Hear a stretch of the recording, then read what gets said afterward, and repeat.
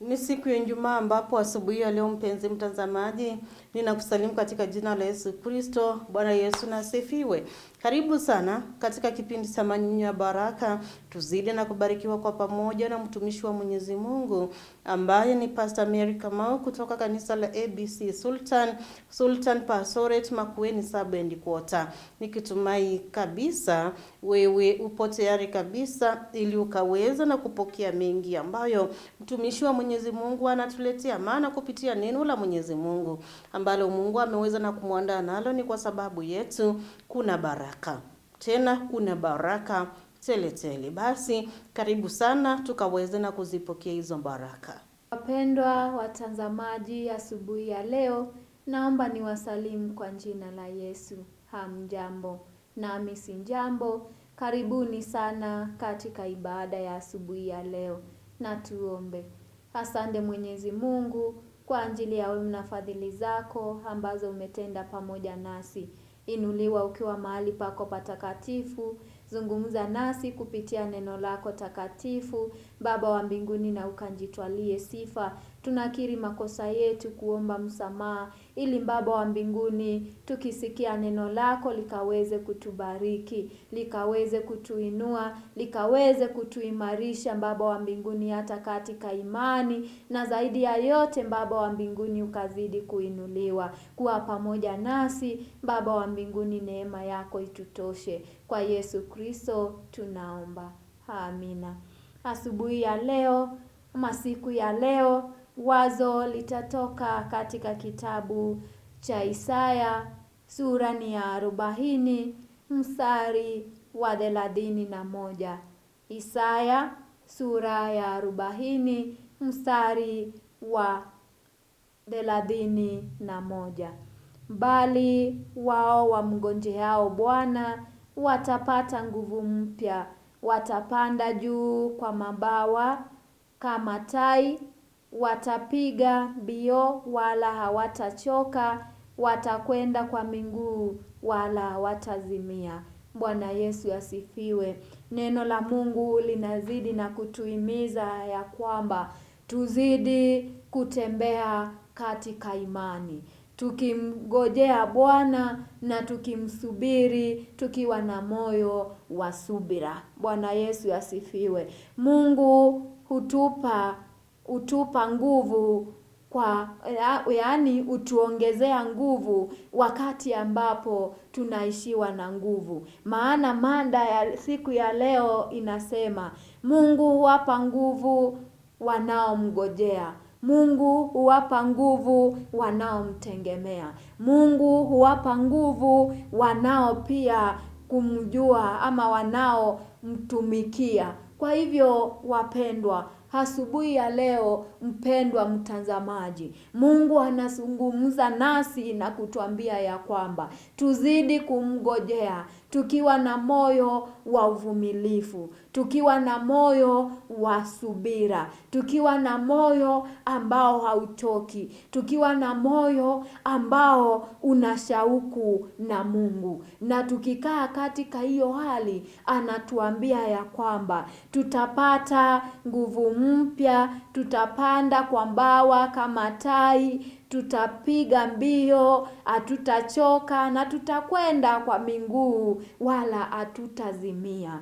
Kwa hivyo wapendwa, neno la Mungu linatuhimiza na kutuambia ya kwamba kuna wakati tunachoka kimwili, kiakili pia na kiroho, lakini Mungu anazungumza nasi asubuhi ya leo. Mungu anazungumza nasi siku ya leo na kutuambia bali wamngojeao Bwana watapata nguvu mpya. Bwana Yesu asifiwe. Kwa hivyo hata tunapoishiwa na nguvu kiroho, kiakili, kimwili, Mungu anasema ni nguvu yetu. Mungu anasema tusichoke tusichoke kumtafuta, tusichoke kuenenda mbele zake, tusichoke kutafuta uso wake, maana ni Mungu mweza wa yote. Yeye ni Mungu wa makuu na yeye ni Mungu wa miujiza. Mungu anatuahidi ya kwamba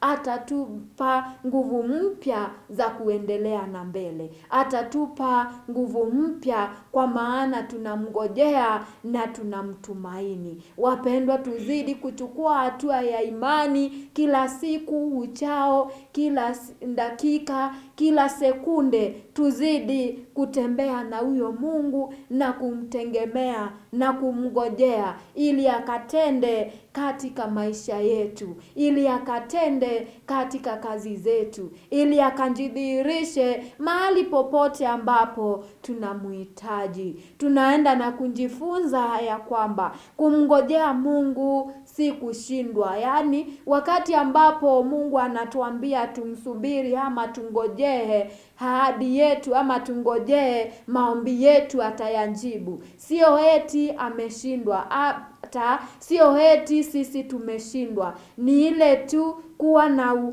uvumilivu katika kila jambo, kuwa na uvumilivu katika kumsubiri Mungu, kuwa na uvumilivu katika kumngojea Mungu, naye tunaona akijidhihirisha. Mungu anasema pia, Mungu huandaa majibu kwa wakati wake. Hatuwezi kumpangia Mungu, lakini yeye anatupangia mazuri. Bwana Yesu asifiwe. Hatuwezi kukomandi Mungu, lakini yeye anatukomandi ili tukaweze kufanya kulingana na mapenzi yake. Hatuwezi kupanga ya Mungu kwa maana hatujui ratiba yake, lakini yeye anatupangia ratiba yetu. Kwa hivyo neno la Mungu linatuambia ya kwamba anakuja na anafika kwa wakati wake. Jambo la tatu ya kujifunza, Mungu huwapa nguvu waliochoka. Anatutia nguvu ya kuendelea na mbele. Anatutia nguvu ya kuendelea na safari ya imani. Anatutia nguvu ya kuendelea na kutembea katika imani. Kwa hivyo wapendwa, tusilengee. Wapendwa, tusijihuzunikie. Wapendwa, tusijidharau. Kwa maana tunaye Mungu mkubwa kuliko matatizo yetu. Tunaye Mungu mkuu kuliko hali zetu. Tunaye Mungu mkuu kuliko mambo yetu tunayojishughulisha kwayo.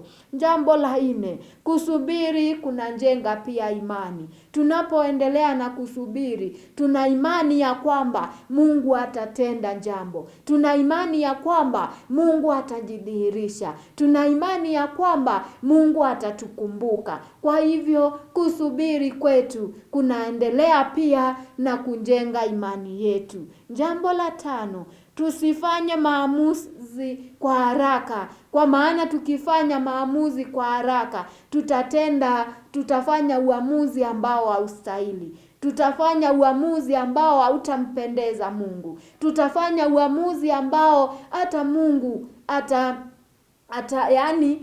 atakuwa katika hali ambayo sio hali nzuri, kwa maana tumekimbia haraka na tukafanya maamuzi. Ni jambo la muhimu tujue ya kwamba kungojea ni kuwa na subira na kuwa na uvumilivu katika jambo lolote tunalofanya. Bwana Yesu asifiwe. Kuna mtu ambaye aliweza kuwa anaabiri ndege, na wakati wa kuabiri ndege ukafika, akiwa hajafika katika kituo cha ndege, na vile alifanya, alikuwa tu amekasirika, alikuwa tu anawangombanisha wale ambao walimchelewesha. Hata akiwa kwa gari anajiuliza nitafanya nini, kwa maana gari imesha yani ndege imesha fly, lakini imeshachukua flight. Lakini wakati ambapo alifika na akakaa katika moyo wa subira akiomba Mungu amtendee jambo. Lakini wakati ambapo alikuwa hapo akimuomba Mungu, Mungu alijidhihirisha, kwa maana Mungu alikuwa anamuepusha na ajali, kwa maana alisikia habari hiyo hiyo ndege imepata ajali, lakini yeye alikuwa anangombana, anakaa katika ile hali ya wasiwasi, akijiuliza atafanya nini. Kwa hivyo hata Mungu anaweza kuwa ametuambia tumngojee ama tumsubiri, akituepusha na mambo mabaya. Kwa hivyo tuwe na ule moyo wa subira, wapendwa, na tujue ya kwamba Mungu anatenda kwa wakati wake, na Mungu anatutia nguvu za kuendelea na kumngojea. Bwana tubariki na abariki neno lake. Na tuombe. Asante Mwenyezi Mungu, maana wewe ni muweza wa yote. Asante kwa ajili ya neno lako, lizidi kukua ndani ya mioyo yetu, na ukazidi kujitwalia sifa ndani yetu, na ukazidi Baba wa mbinguni kuinuliwa. Na ni kwa Yesu Kristo tunaomba. Amina. Wamtumainio Bwana watapata nguvu mpya, watapokea nguvu mpya, hata watakuwa wanaweza kuruka tu, kupewa hata mabawa hata mapya. Nguvu ilikuwa ni kama imeisha, ulikuwa ni kama umefika mwisho, ulikuwa unahisi kwamba hapa mimi sitaweza na kuendelea. Watu waliweza na kuangalia na kupima na kusema kwamba hapa huyu amefika mwisho, hawezi akaendelea. Alijiona sana. Wacha tuone mahali ambapo ataweza na kufika. Neno la Mwenyezi Mungu limetuhimiza kwamba wamtumainio Bwana watapata nguvu mpya. Zidi na kumtumainia Mwenyezi Mungu, maana utaweza na kupata ama kupokea nguvu mpya. Tuzidi na kumngojea na kumtumainia. Kusubiri Mungu si kushindwa, ni kuamini kwamba wakati wa Mwenyezi Mungu utaweza na kufika, na wakati wake ndio bora. Kile ambacho aliweza na kupanga ama kuahidi juu yako, hakika kwa wakati wake kitaweza na kutimia, kitaweza na kutendeka, maana yeye ni Mungu aliye mwaminifu. Usikate tamaa, kwa sababu Mungu bado anaendelea kufanya kazi katika maisha yako. Mungu bado anaendelea kufanya kazi katika maisha yako. Usikate tamaa, usione kwamba umevumilia sana, usione kwamba hilo umeweza na kulipitia sana, usione kwamba umeweza na kuumia sana. Mungu bado anafanya kazi ndani ya maisha yako, anja kuachilia. Anafanya kazi ndani ya maisha yako, na hiyo kazi ataweza na kuimaliza kwa wakati wake. Zidi na kumtumainia na kuomba kwamba mapenzi yake yakaweza na kutimia katika hilo jambo, mapenzi yake yakaweza na kutendeka katika maisha yako, maana mapenzi yake ukiomba kwamba yakaweza na kutimia, yakaweza na kutendeka, hakika kwa wakati wake utaweza na kumuona, utaweza na kuona kwamba ameweza na kukutendea. Wamtumainio Bwana watapata nguvu mpya, wataweza na kupokea nguvu mpya. Ninakutakia wakati mwema, siku njema. Kwa ndugu zetu ambao wanaenda katika nyumba za ibada kwa siku ya leo, Mwenyezi Mungu akawe pamoja nanyi, akawabariki.